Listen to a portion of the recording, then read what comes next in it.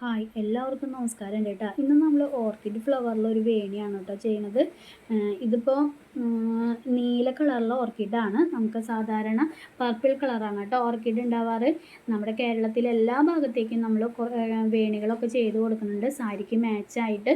അപ്പം നമ്മൾ വിളിക്കാൻ മറക്കണ്ട കേട്ടോ. ഇത് 3 ലെയറിൽ തിക്കായിട്ട് കെട്ടിയിട്ടുള്ള വേണിയാണ് കേട്ടോ.